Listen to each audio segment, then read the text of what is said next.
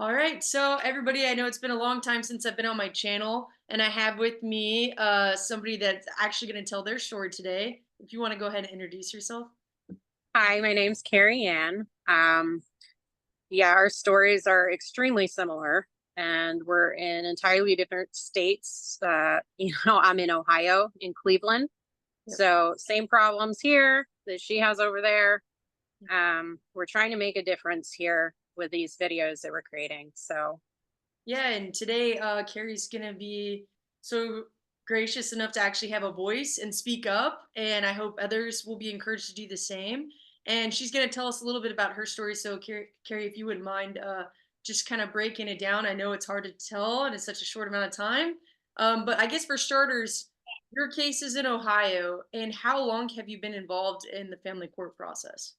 it's been, well, I got into the courts because of a domestic violence situation. My ex-husband pled guilty to domestic violence. Um, he pled guilty to all of the claims that I made, all of the facts.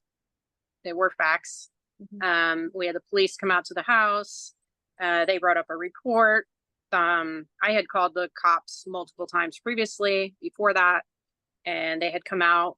I never filed a report because of fear. And what I found is that is a recurring thing that happens with abused women.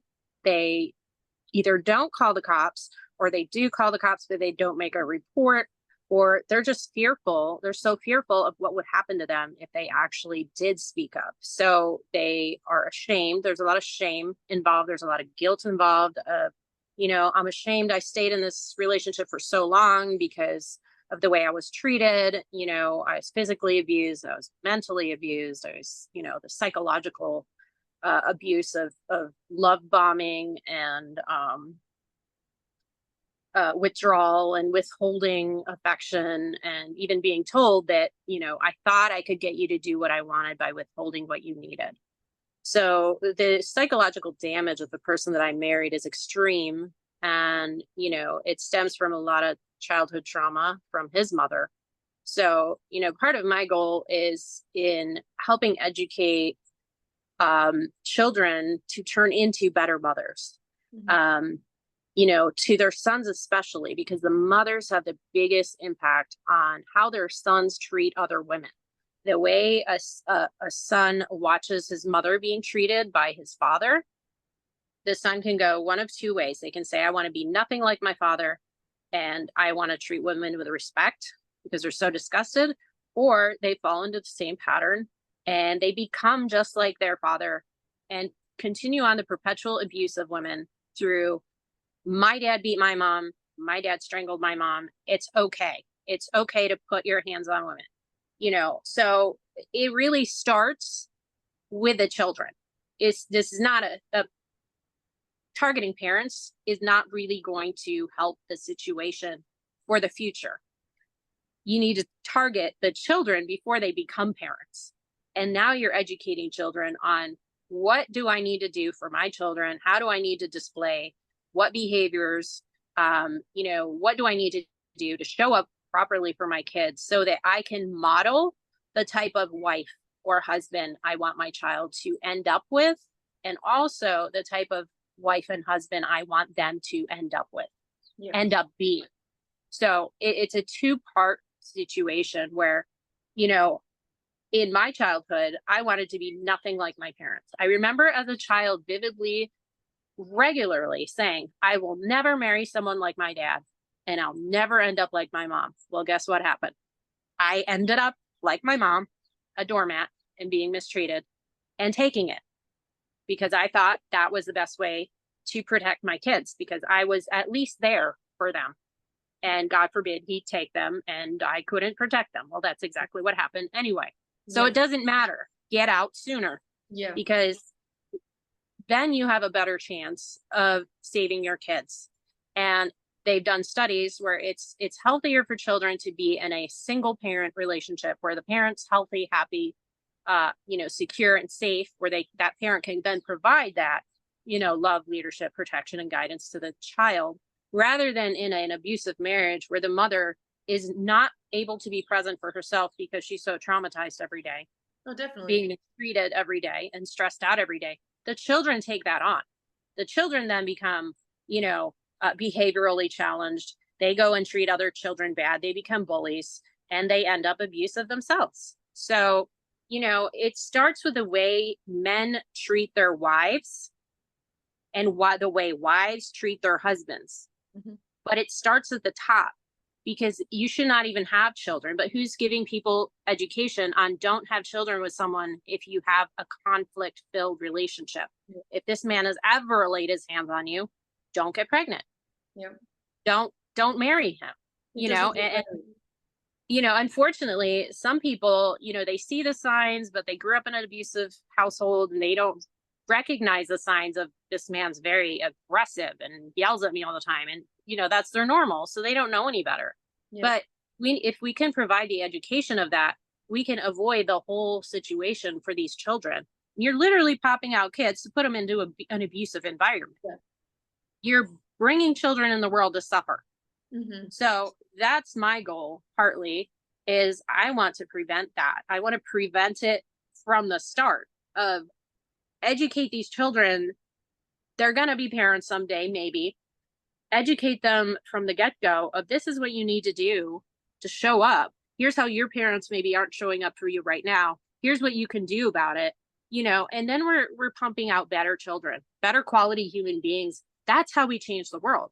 Yeah. That's how we stop all this division of, unite. Yeah. So, I got into the court system because of, like I said, domestic violence. He pled guilty to domestic violence. So he went to jail. I got a protection order. He broke the protection order, was harassing me. Yeah. Um, and once the temporary order ran out, because that court did not provide actual CPOs, they only did temporary orders. It was a Oh, smaller court. But they awarded me full custody of the children. So they were living with me. He moved in with his mother. And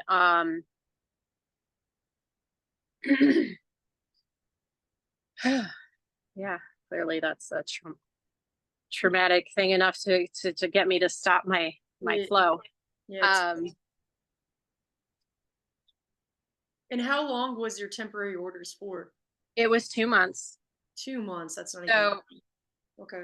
yeah, um, I found out that he had surveillance on my phone, on my computer, on my car. He was putting recording devices all over the house, all over my car. He was recording my conversations with my friends.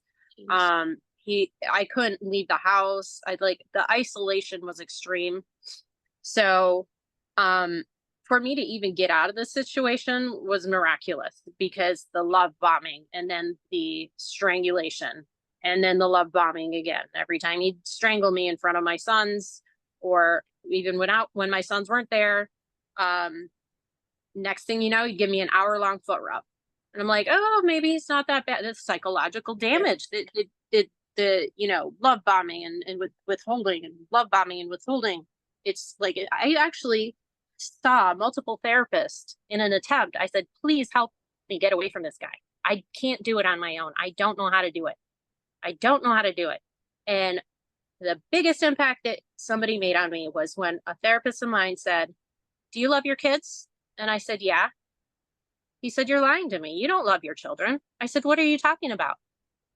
And he said, if you loved your children, you would not leave them in an abusive environment watching you get abused every single day.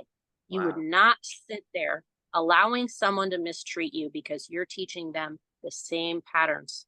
Yeah. Wow. That's really good. So I was like, okay, you're right. I need to leave. There's no way I can continue on this.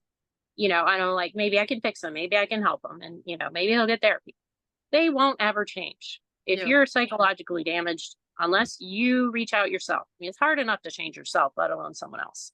Yeah. So, I contacted a lawyer, and like I said, he was stalking my emails. Mhm. And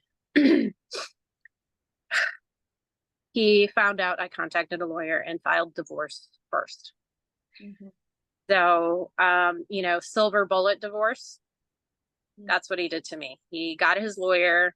Um, I I got a protection order while I was getting cameras installed on my home because he had the neighbor stalking me. He would call or text me every time a car pulled in my driveway and said, "What's that truck doing in the driveway?" And I said, "Where are you? Why are you stalking me?" And then he started walking in and out of my house. When my mom was there, he'd just come and go, come and go. And I'm like, "What are you doing? Call me before you come over, you know?" So my lawyer advised me to get another protection order, a CPO. So I went and got a CPO, and my kids are asking me to go to Florida because we went to Florida every winter to go see lizards. So a friend of mine rented me an Airbnb. So we went to Florida for 3 weeks. I had a CPO. They were protected. And I'm like, okay, I'm going to clear my head in Florida. And so he hired investigators to come find my children, Oh boy. come find me. And he told their school that there was a protection order against me. And I'm like, what is going on here? So he subpoenaed all the teachers, like the coaches, the cops that showed up. So the cops testified in my favor. Teachers testified in my favor. Said I was the primary parent. I was the one that dropped off the kids every day. Um, he came up with this 2-month calendar during the TPO period where he asked me to um he would ask me every weekend to see the kids at his mother's house. And I'm like, okay, well, his mother's there. So, you know, what's he going to do? He's going to be on his best behavior because he's obsessed with his mother. So I'd let the kids go with him whenever he asked for them. Um, and he started keeping this calendar. So he did this for 2 months where he'd be like, can I have the kids this weekend?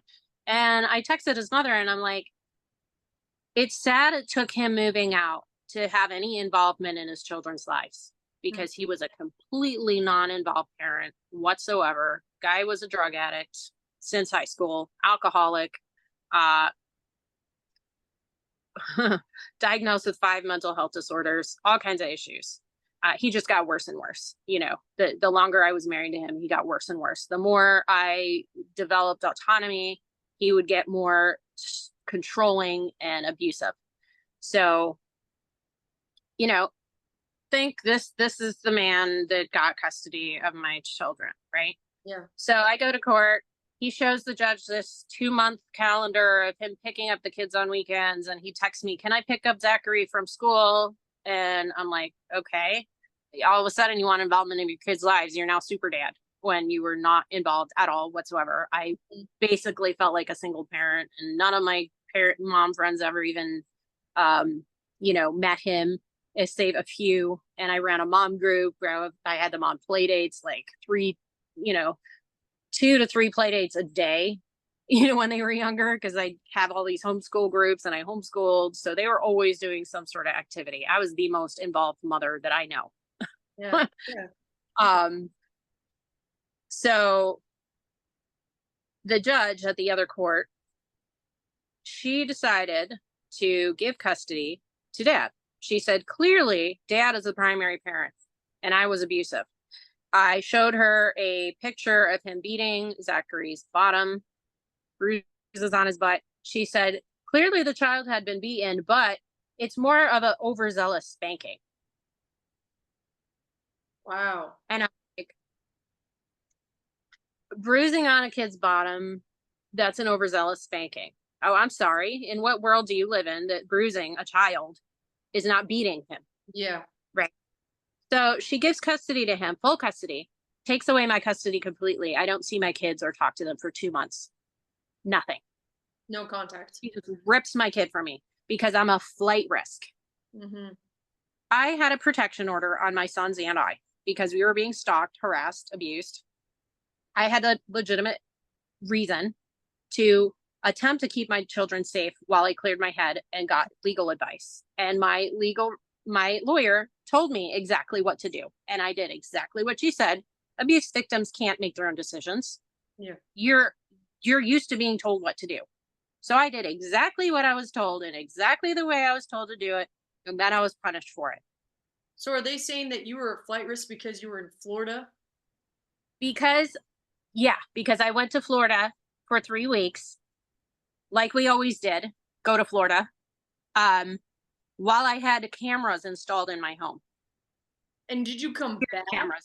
You came Huh? back you came Yeah, back I to came Florida, back. I came went back. to I came back. court, Yeah, I went to court, but I'm a and flight you're risk. a flight risk now because you left and came But back. I'm sitting there in court. Yes, exactly. And, was there any kind of, like, evidence or anything shown? Nothing.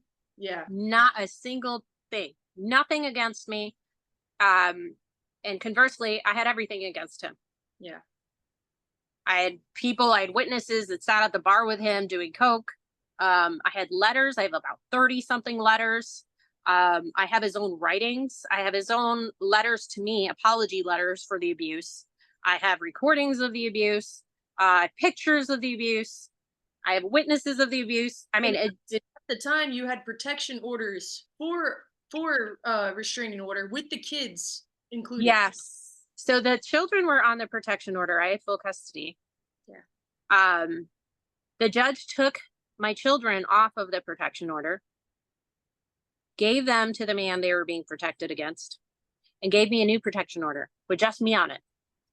That's He insane. then used this to further the abuse and kept me away from my kids completely because he told everyone that a restraining order was against me.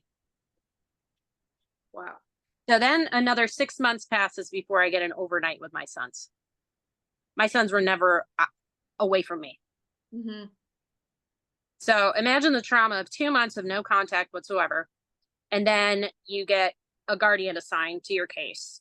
And the guardian comes in and gives you 1 hour video calls once a day. Mhm. And then your lawyer tells you you have to stay on the entire hour-long video call. Do not give any time away with your kids. And I'm like, it's a lot for them. It's too Yeah. much for them. But what am I going to do? I have to do what I'm told, or I get harassed by the lawyer, who then started reminding me of my ex because she was so controlling, coercive, and had me running around all over town printing documents for her. Oh, wow. And how old were your boys at this time when they were taken from you? My youngest just turned 5, Okay. and my other was 9. Wow. So my youngest was so very attached to me. So he had no previous behavioral issues in school, nothing documented of any sort. Um, all of a sudden, he starts throwing soup on kids, kicking them, pulling hair, locking himself in the urinal, stuffing the urinal with paper towels. And he takes the kids to this therapist. Of course, he waits to take Zachary because he has to manipulate him enough first to not talk. Um, and the therapist calls me 3 months later. Apparently, he told the therapist they're in therapy because mom kidnapped them. The therapist calls me up. Your sons need some help. And I'm like, you're calling me 3 months after the fact. She's like, Dad said you're not involved in their lives anymore. And I said, you don't verify that? What kind of therapist are you? Yeah. So she's like, oh, she's like, well, maybe I can have you come sit in for an hour, once a week. And at this point, I hadn't seen my kids at all. Like, I had my supervised visits taken away because my 5-year-old was hitting himself because he was so frustrated at the situation. So she has me come in. My 5-year-old sits on my lap and is all cuddly because his love language is physical touch and he needs coddling. And he only sees me 1 hour a week. So, of course, he's going to sit on my lap. He's 5, Yeah. just turned 5. So she writes me up to the judge saying that it's inappropriate. He shouldn't be sitting on my lap. Oh my gosh. Writes against me, writes a letter against me. And then I get my time with my kids taken away again. That's ridiculous. And So for the therapist wrote against me. And then my lawyers go in there and do her deposition. And she's like, oh, Dad told me she kidnapped the kids. And my lawyers are like, did you know she had a protection order on those children because he pled guilty to domestic violence and she yeah. also beat the kids? She's like, no.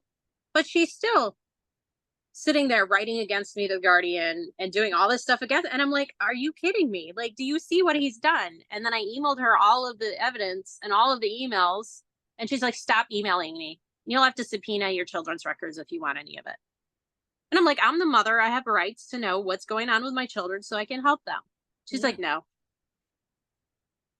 Yeah, and these are people out there that are supposed to be helping the kids. Supposed to be professionals, alienating children from the parents and Yes. not seeing that what's wrong with the children is because of the disconnect. Yes, exactly. Wow. And to today, how long has it been since your kids were taken from you? 2.5 years. 2.5 years. And in this time period, what is custody or what does visitation custody look like now? Right now, I see my kids 2 hours on Saturday and 2 hours on Sunday for $275 a week in a Supervised? facility, supervised, while the supervisor takes notes. That just started because he again took the kids away from me because he claimed, didn't happen, that I was maligning him to the track coaches and the track coaches had to intervene, uh, get involved because I was maligning him to the track coaches. So they just decided to stop my court ordered visitation for 2.5 months. No, like just stop giving me the kids whatsoever. And I'm sorry, what was their reasoning for that? That I was talking bad about him to the track coaches and the track coaches had to step in and stop me. Huh.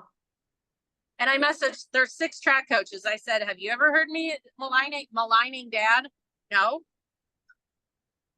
Huh. And that no. that was enough to just say you don't even get supervised visits. Yeah, nothing. No, you just get completely cut off from the kids. No video calls, no No nothing, contact. no For contact. 2 months, you said? Almost 2.5 months. Yeah. Wow. So May 1st until a few weeks ago. Wow. Okay, so you just recently got to see your kids again. I've seen them 3 times since May 1st. Wow. And each time that you have these no contacts and then you get to see your sons again, what does it seem like for you when you go back? Like do they see like the time away from you is is doing anything to them? Or do they just fall back into place with routine? Like how does it seem? Well, it's obviously difficult for them, but I've learned to be put on the happy face and act like, I'm okay. Because if mom's not okay, the kids aren't okay. Kids take on the mother's emotions. You're part of your mother. Your DNA is still in your mother. Yeah. They found the children's DNA years later, and they've done studies on the DNA where the mother's DNA gets affected. The children's DNA react exactly the same way, traumatized. If you Yeah. traumatize the mother, you're traumatizing your child, Yeah. literally. You can't get away from it. So the happier mom can remain throughout all this, the happier and more well adjusted the kids will be in spite of their abusive environment. Yeah. And it makes And it that's the unfortunate thing because it's so difficult as it is. I mean, how do you remain, stable and balanced while everyone's against you, taking your children who you're trying to protect? A mother's trying to protect the child, or the father if you're the father and the mom's abusive, because that happens too. yeah. um what do you do? Yeah. You have to find ways to get your brain out of freeze mode, Yeah. because like I was extremely high functioning. I made 6 figures a year. The last year, that's how motivated I was to get away from him. That I went from nothing, stay at home mom, to 6 figures in a year, And right? what did you used to That's a do? lot of motivation to get away from abuse. What type of work were you in? Um, uh, Online. So what happened was, I developed chronic fatigue after I got pregnant because 3 months after I got married, I got pregnant and he started being like, all the abusive behaviors came out. So he started withholding, just being nasty. Um, so I was like, there goes my marriage. What happened to the guy I married who put on this front of you're this amazing whatever, you do all this stuff for me, and then all of a sudden you do nothing and you're super nasty, screaming at me all the time and putting your hands on me all the time. And he put his hands on me in front of my I think he was 9 months old the first time. He put his hands around my neck and shoved me against our front door. And I said, "No, please, not in front of Isaiah." Wow. And from there, I lost hope and I started shutting down. And I developed chronic fatigue. My nervous system shut down. I developed tremors. I got adrenal burnout. I had so many symptoms that I got so bad that I couldn't even eat a salad without having to take a 3 hour nap afterwards. So I had to do something to, and still my children were every piece of energy that I had went into making their lives amazing because I couldn't function. I didn't have a life, I felt like. So their life was my life. I made sure that they at least could have some joy. If I couldn't function, at least I'd make sure that they were happy and had all the things that I didn't have as a child. So when they began going to preschool, I homeschooled Isaiah until the last 2 months of kindergarten. And then I put him in school because dad didn't want him at home. He said they're little terrors. Mm. So I put Isaiah in school and then I started being able to research. So I began researching health and wellness, how to reverse my symptoms, how to do all this stuff. And I eventually learned the connection between trauma and abuse and chronic fatigue. A lot of people who have the chronic fatigue and the myalgic and so, the ME, and all these nervous system issues, they have an abusive person in their life, be it a boss, a spouse, somebody's abusing them. They're shutting down. They feel hopeless, and the body speaks the mind. The body keeps the score. So I completely lost my ability to do anything.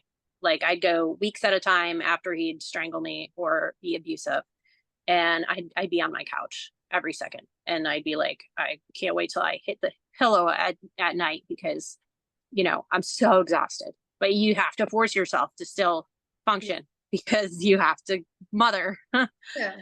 So, you know, making your spouse's life difficult makes your children's lives difficult. Yeah, Supporting definitely. them makes them thrive, which in turn helps your children thrive. So I ended up researching constantly. Every waking second that I had, I'd watch all the functional videos, all read all the functional medicine books, all of it. And I ended up developing these supplements that help to reverse symptoms, help to reverse mitochondrial damage, damage from mold, all of this stuff. So that's what I began doing on Facebook. I began selling on my phone because Yeah. when I first started, I couldn't function. So I'd find something to help and I'd promote it. And that's how, this began. And then I found all the things that could help to make you actually thrive in life in spite of what's going on around you. Yeah. So that's now what I sell. I sell supplements that help give you your energy, your clarity, your mental, all of that back. And that's how I made the money. But yeah, I lost it all subsequently. Lost 10 businesses through the last 2.5 years because of the ongoing abuse and Yeah. keep getting dragged back into court. Mhm. There's no deadbeat dad. It's you keep dragging this man back into court and he can't work. He Yeah. can't focus because he keeps getting dragged back into court. But if it's just 50-50, show up and parent, and I show up and parent, and you show up and parent, and it's consistent for the kids, it's consistent for the parents, and you can build a life. You can build, you know, and then if you needed child support, the man can pay the child support Yep. because he's not being traumatized like the women like me. I'm being traumatized. I'm like in the man's position typically. Yeah. Um, but in my case, I've seen both sides because abuse did happen. Yeah. Yeah. So, um, you know, And we are running short on time now, Carrie. I do have a few things I want to recap on. So there are a few reasons of how you can be called a flight risk. Now I'm just going to go down the list and you tell me if you match any of it. yeah, Did you close a bank account? no, Did you quit your job? no, Did your lease come up or did you immediately move to a new location? no, And then the last thing I wanted to say is I also recall you telling me you got your judge recused. Is that yes, true? Do you have your yep. kids back after doing that? No, no, the No. second judge and the third judge did nothing. It's crazy. That's so Yeah. crazy. So, nothing. yeah, and all those are the criterias of what you can look for in order to call a person a flight risk, and you don't Yeah. meet any of them. Same No. as me. So No, and the second judge said, "She's not a flight risk. The kids yeah, don't even have passports. What is this?" And exactly. then he gave me, that was after my 6-month mark. He gave me my first overnight weekend because he Ridiculous. said she's not a flight risk. But instead of overturning the original judge's dumb order, he just gave me weekends. What a joke. Wow.